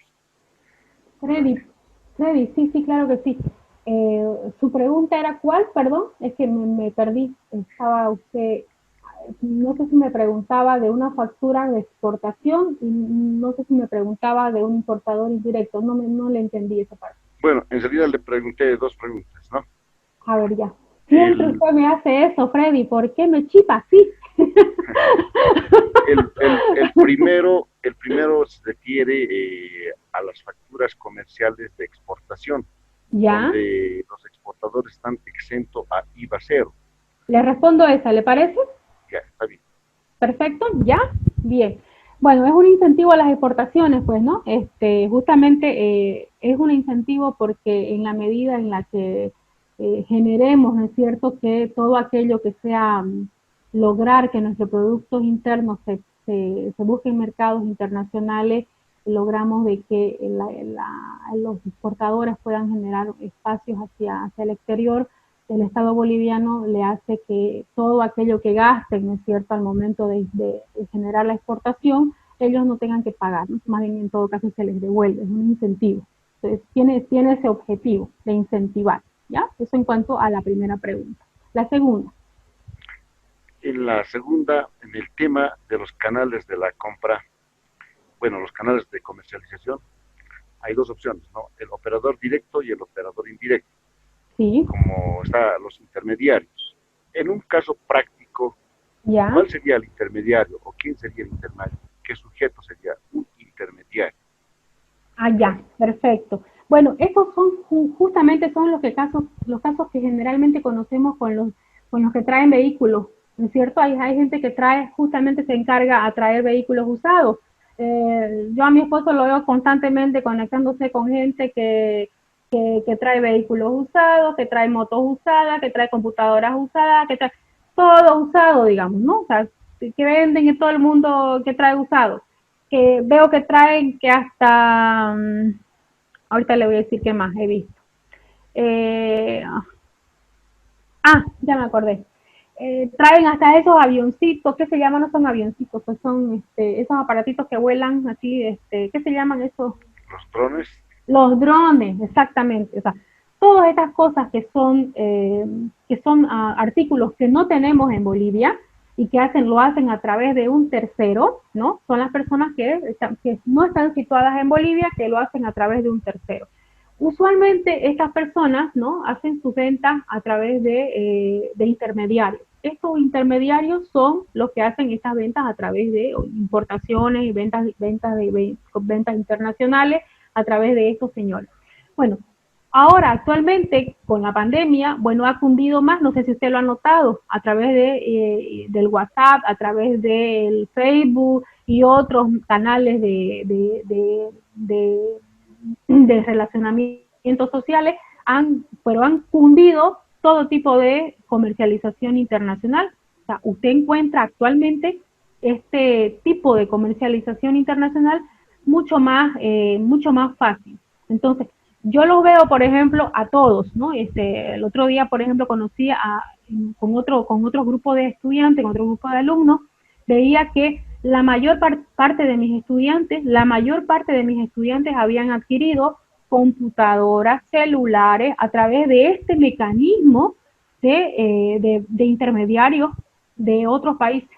Generalmente casi todos de China, generalmente casi todos venían de Taiwán, puede ser, que súper baratísimo, me sorprendió, por ejemplo. Entonces, Doctora, estos son los mecanismos, Freddy, que son intermediarios y de esa manera actúan. Sí, Jonathan, ¿le escuchó? ¿un intermediario sería una agencia despachante? Mire, Jonathan, los intermediarios generalmente son aquellos que actúan, ¿no?, en representación, pero como comerciante, ¿no? No son necesariamente, la agencia despachante tiene una finalidad que actúa como auxiliar de la función pública, ¿no? Así lo describe la ley, Jonathan, ¿no? Al menos la ley general de aduanas. Escuché también, doctora, que normalmente se los llaman los piloteros, ¿no? Los que traen, digamos, los intermediarios que traen o que importan y que llegan tu producto hasta tu casa, digamos, o hasta tu destino, digamos. Eso sería, digamos, más que todo, ¿no? Bueno, el pilotero, pues, generalmente tiene una otra tarea, ¿no? El pilotero lo que hace es viajar, ¿no? Recopilar, es ir en representación de otras personas, viajar, ¿no? Ir a traer, ¿no?, a nombre de él, pero es por cuenta de otras personas, ¿no? Y él trae a nombre, imagínese, trae en un vagón o en una sola forma de transporte mucha mercancía a nombre de él, pero que está parcializada para varias personas, ¿no? Ese es un pilotero, ¿no? Pero es otro mecanismo, ¿no? Lisa, ¿puedo complementar un poquito? Claro que sí, Alexander, por favor, ayúdenos. Sí, en ese tema de los intermediarios, por ejemplo, incluso Amazon, eBay actúan como intermediarios y también hay consolidadores de carga en toda parte del mundo que simplemente te entregan el producto terminado, son los que el door to door. Las agencias despachantes de aduana están prohibidas de importación porque en realidad son los que le dan legalidad al tema de al tema del comercio exterior por parte de la aduana nacional. Así es, exactamente. Sí, gracias, Alexander. Exactamente, ¿ve? Justamente por eso les decía, la agencia despachante es auxiliar de la función pública. Ellos, al igual que los servidores públicos, están impedidos, ¿no?, de realizar las operaciones de comercio. No podrían hacerlo. Otra cosa, ese dato importante que nos da Alexander, por ejemplo, yo me llamaba la curiosidad que en esta pandemia, ¿no?, subieron las acciones, según la revista Forbes, por ejemplo, subieron las acciones de Amazon, por ejemplo, altísimas, ¿no? Estaban como en el primer lugar, segundo lugar, ¿no?, en puestos de, según la revista, estaban en los millonarios del mundo, más o menos, estaban, ¿por qué? Porque imagínense, con esa condición de posibilidades de comercializar, de ventas y demás en el mundo, a través de esos mecanismos que ellos tienen, pues obviamente han subido enormemente, ¿no? Compitiendo con, inclusive por encima de Google, compitiendo por encima inclusive de las famosas redes sociales, etcétera. Entonces, es importante tomar esos datos, ¿no? Doctora, en el caso de las facturas internacionales, las facturas desde expedición, donde, bueno, específicamente lo llaman facturas de expedición, ¿son legales para cuestiones de legalizar la mercadería, digamos, en un país que está importando? Las facturas de reexpedición son emitidas dentro de una zona franca, Freddy. No son facturas propiamente dichas, ¿no? Tienen otra tonalidad. No son emitidas dentro de una zona franca, son usualmente las facturas que se emiten, son las que conocemos, que nos llegan, ¿no es cierto?, de una zona franca exterior y ingresan a nuestro territorio. Se emitían también cuando se emitían dentro de las zonas francas actualmente que existían en Bolivia, que ya no existen, ¿no?, que están en proceso de cierre, ¿no? Entonces, pero tienen esa particularidad. Por eso se llaman facturas de reexpedición, son las que con las que se reexpedían, ¿no? Se salían prácticamente las mercancías. Lisa, las facturas, perdón que me meta. Sí. Las facturas de reexpedición, en todo caso, sí son el documento único o el documento necesario en vez de una factura comercial para nacionalizar. Están dentro del régimen de aduanas especiales. Sí. Sí, exactamente. Gracias, Alexander. Gracias. También quería acotar un poquito, licenciada. Dígame, Eric.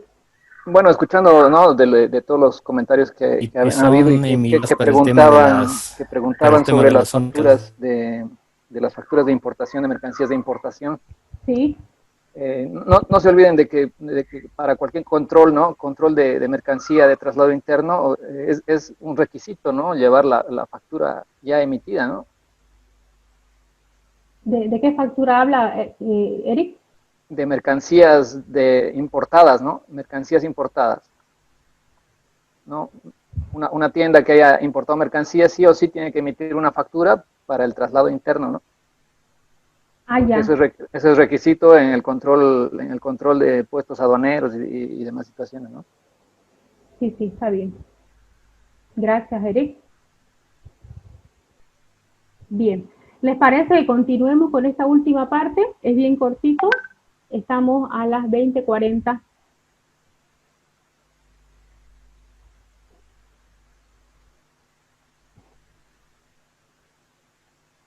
¿Sí? ¿Ok?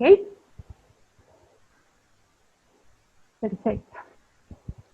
Ok. Entonces terminaré con esta parte, que no quiero dejarlo pasar porque vi que me preguntaron la última clase el día lunes, querían que veamos un poquito sobre lo que era la firma electrónica, y bueno, íbamos a tocarlo un poquito en la parte anterior de la presentación, pero yo no quise dejarlo volando eso, y he querido por eso traerles este material para que también ustedes tengan algo también con qué respaldarse, ¿no?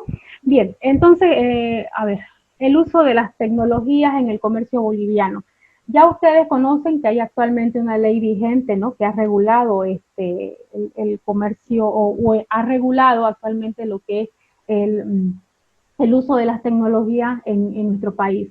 Es más, en la última etapa de la pandemia, al inicio de la pandemia y actualmente todavía tenemos, ¿no es cierto?, una posibilidad de aplicarla, ¿no?, en las instancias del teletrabajo, por ejemplo, ¿no?, que lo estamos aplicando tanto en la instancia del sector privado como en el sector público. Entonces, eso también es importante porque actualmente se aplica de esa manera. Entonces, ¿qué vamos a ver en esta parte? Las tecnologías de información y de comunicación, que son las famosas TIC, ¿no?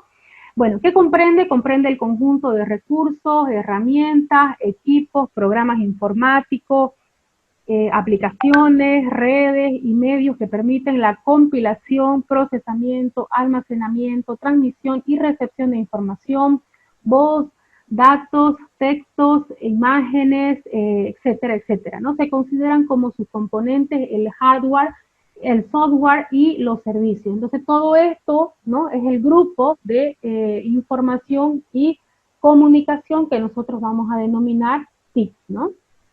Bien.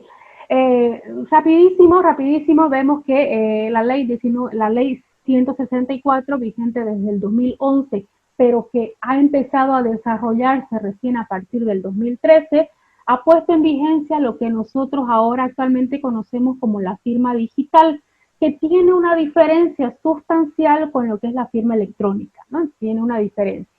Luego ha puesto en vigencia también lo que son los documentos digitales y el correo electrónico. Y ahí ha incorporado un concepto de lo que actualmente nosotros conocemos como el comercio electrónico, ¿no? Entonces, a eso se refiere esta parte. Bueno, esta firma electrónica tiene tres principios fundamentales. Los tres principios fundamentales de la firma electrónica son la autenticidad, la integridad y el no repudio, ¿no? La autenticidad porque se refiere a que ciertas exigencias de la firma para la creación de la firma y para la implementación de esta firma requiere de que se especifique de manera tal en la que no haya lugar a dudas de que es auténtica, ¿no? Entonces, por eso tiene este principio. Es íntegra porque permite establecer si en algún momento esta firma ha sido, o el documento que se ha firmado en algún momento es o no alterado.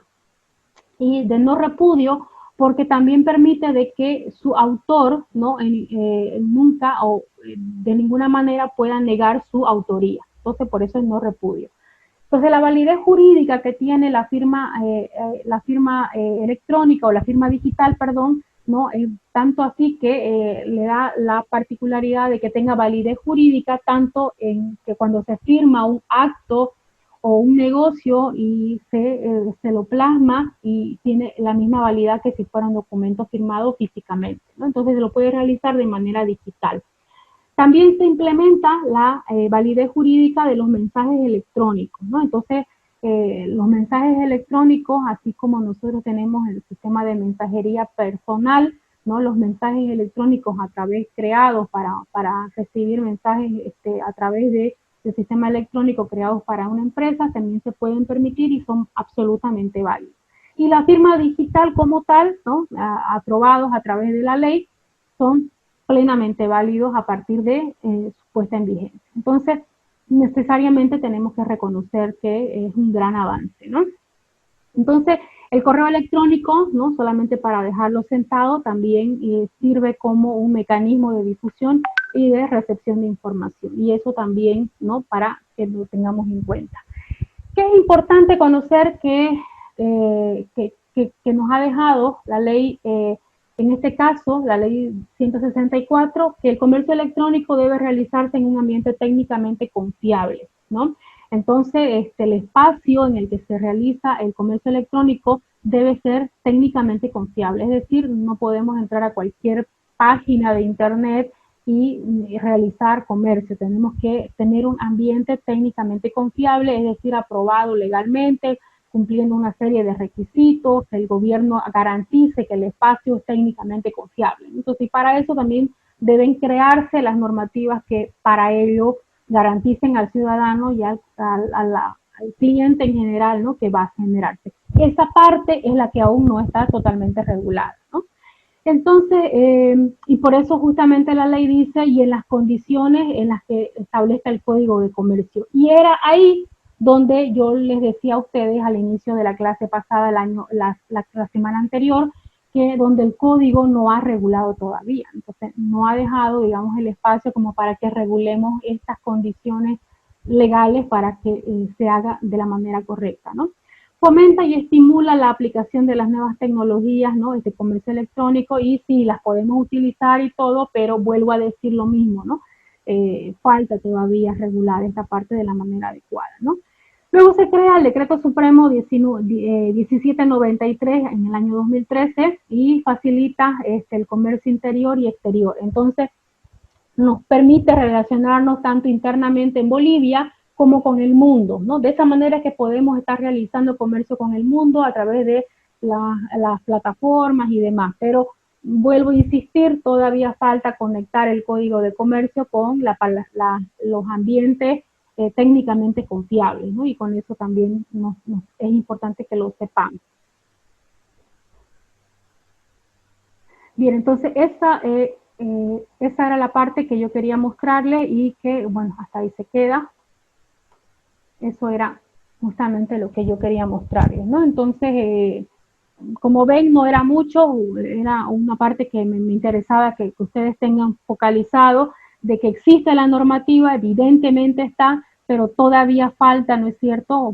Técnicamente el ambiente confiable que esté regulado según las normas del Código de Comercio aún no está. Entonces, esa partecita todavía le falta a nuestro Estado boliviano regularla, y con seguridad eso hace que todavía no tengamos la regulación técnicamente confiable que nos dé a nosotros la garantía, ¿no? Entonces, eso es importante hacerlo, porque si no estamos expuestos, ¿no es cierto?, los ciudadanos a cualquier fraude, y con seguridad eso puede generarnos un problema después, ¿no?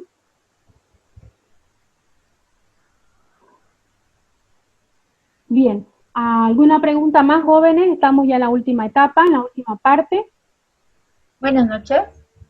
Sí, Ariela, ¿cómo está? Buenas noches. ¿Cómo está? Quería hacer una consulta respecto a los contratos, respecto a los contratos de compra-venta internacional. ¿En qué casos nos recomendaría aplicar el contrato y en qué casos sería suficiente una factura comercial? Eso por un lado. Por otro lado, quería consultar qué pasa en el caso de incumplimiento de contrato por parte del proveedor. ¿Qué pasa si no envía los productos o en caso de estafa? ¿El contrato nos protege de alguna manera? Ya, ok, gracias. Muchas gracias, Ariela, por su consulta. Bien, ok. La primera pregunta era, ¿me ayuda, por favor? Soy pésima con la memoria, le cuento. ¿Me ayuda la primera pregunta? Me matan cuando me hacen dos detrás. Sí, ¿en qué casos nos recomendaría utilizar el contrato? Perfecto. Sí. Bueno, usualmente, ¿qué es lo que no está establecido en ninguna parte? Esto es criterio. Esto uno lo va adquiriendo a través del criterio nada más, porque, bueno, la experiencia a uno le va mostrando, ¿no?, qué es lo mejor, lo más recomendable. Las facturas comerciales no es que no sean lo suficientemente confiables o respalden totalmente las operaciones, lo hacen. Es más, hay operaciones comerciales que no necesitan más que una factura comercial para respaldar totalmente la operación, y es perfectamente válida. ¿Dónde es necesario respaldar las operaciones comerciales, además con un contrato? Bien, hay operaciones comerciales que requieren respaldarse a través de un contrato comercial, porque la operación misma así lo requiere, la operación misma lo necesita. Yo lo decía en la clase pasada, hay operaciones que requieren que se haga más, que se respalde mejor la operación, porque de repente van a requerir, se va a alargar un poco más en el tiempo la operación, se van a realizar la forma de pago de repente en más veces, en más oportunidades. De repente la forma en la que se van a entregar los pedidos, las entregas, van a ser un poco más minuciosas. De repente la entrega de los productos requieren muchas más especificaciones propias, que quizás la factura, por su forma, por su condición, es insuficiente para que se puedan llenar, ¿no?, como lo haría de la manera mucho más amplia en un contrato. Entonces, ahí, digamos, es necesario hacerlo a través de un mecanismo legal que se llama contrato, ¿no? Entonces, en esas situaciones, ¿no? Y mucho tiene que ver, obviamente, ¿no? Yo insisto siempre en el monto, ¿no? El monto es importantísimo, es determinante, diría yo, el monto y el plazo. Yo diría que son lo determinante, el monto y el plazo, ¿no? Eso me parece que son determinantes. Eso por un lado. Con relación a la segunda pregunta, que me parece que está relacionado, Ariela, ¿qué pasa cuando tenemos un incumplimiento, ¿no? ¿Qué hacemos, no? ¿Qué hacemos, no? Porque, así como cuando estamos de novio, ¿no? Nadie piensa que se van a enojar, ¿no? Nadie piensa que, yo recuerdo que, leí por ahí un meme, ¿no?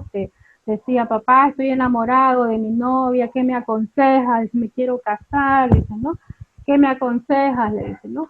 ¿Y qué le dice el papá? Pone todo a tu nombre, le dice, ¿no?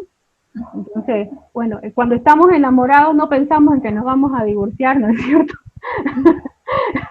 Bueno, yo les diría lo mismo, ¿no? Entonces, yo les diría lo mismo. Entonces, cuando estamos generando una operación de comercio, mejor pongamos todo a su nombre, ¿no? Así que yo les diría lo mismo. Entonces, cuando estamos hablando recién de una operación de comercio, establezcamos todo en el contrato. ¿Qué va a pasar? Obviamente nadie que empieza a generar una operación de comercio piensa en que se va a incumplir la operación de comercio. Nadie piensa eso, porque lo último que queremos es pelearnos por una operación de comercio. Pero puede ocurrir. Entonces, hay que prever eso, que va a pasar cuando ocurra. Entonces, cuando ocurra, por si ocurre, hay que prever un escenario. Entonces, ese escenario es mejor si no ocurre, pero si ocurriera, hay que preverlo. Bien, si ocurre, tenemos que saber qué va a pasar. Entonces, en el incumplimiento puede ser por el incumplimiento en la entrega, por el incumplimiento en el pago, por el incumplimiento en las especificaciones, porque puede que yo pedí algo de color rosado, de color negro, y me entreguen las cosas como le dio la gana, digamos, discúlpenme la expresión, al proveedor, y yo tenga que cumplir con mis clientes, y resulta que no puedo porque hay un incumplimiento. Entonces, eso tengo que hacerlo prever de alguna manera. Entonces, ¿cómo voy a hacer general que me cumpla? Eso tiene que estar establecido en el contrato. Generalmente los contratos por incumplimiento o los contratos que se producen, que se generan y que en algún momento resultan en un incumplimiento, los contratos tienen una potestad dentro del contrato, en el contenido del contrato tienen una cláusula que se llama, lo que yo les decía hace un momento, ¿no es cierto? Era una cláusula de negociación de ir a un arbitraje internacional, bueno, no un arbitraje internacional, sino un arbitraje y conciliación. Los contratos de tipo comercial deben someterse, en el contrato debe decir esto, ojo, Ariani, debe decir el contrato, ¿no? Que las partes voluntariamente, ¿no? Deciden someterse a someterse a una de las regulaciones de uno de los países, ¿no? O bien sea del proveedor o bien sea del cliente final, para someterse a una de las dos regulaciones, a una conciliación o arbitraje para que se defina en uno de estos dos lugares, ¿no? Cómo se va a resolver el incumplimiento. Entonces, en el contrato debería decir eso. Entonces, el contrato, por eso les digo yo, es importantísimo que vaya el contrato dicho de esa forma. Es decir, hay contratos tipo ya, ¿no? Hay contratos modelo ya, como contratos, a los que yo les decía en algún momento, los contratos de adhesión, ¿no? Entonces, esos contratos ya están como que son plantillas, ¿no? Que ahí está todo dicho y solamente hay que agregar lo demás, ¿no? El nombre, el precio y todo lo demás. Entonces, ahí tiene que generarse ese cómo vamos a hacer cuando hay el incumplimiento. ¿Me comprende, Ariela? Entonces, cuando hacemos eso, nosotros vamos a tener las herramientas para que cuando la persona, mi contraparte me falle, yo tenga las herramientas para presionar al cumplimiento, ¿sí? ¿Qué genera ahí? Que cuando yo tenga a la persona que me incumplió, lo lleve al juez o al tribunal, que es un juez, ojo, eso quiero aclararlo, no es un juez jurisdiccional común y corriente, es un juez conciliador, es un juez de arbitraje, que es un juez que han elegido las partes. En el caso boliviano, por ejemplo, en el caso cruceño, nosotros tenemos N cantidad de tribunales de conciliación y arbitraje. Uno de ellos en Santa Cruz, que ustedes lo deben haber escuchado, es la CAINCO, no sé cuál es en La Paz, y así hay varios tribunales de conciliación y arbitraje, pero se someten voluntariamente, van y resuelven, y el tribunal resuelve, y lo que sucede ahí, lo que se resuelve ahí, es lo que se hace cumplir inmediatamente, y no debería durar más, ¿no? Entonces ahí con eso se resuelve de manera inmediata sin esperar lo que demora la justicia común y corriente, ¿no? Entonces de esa manera se tendría que resolver. Perfecto, me queda claro, gracias. Ok, Gabriela.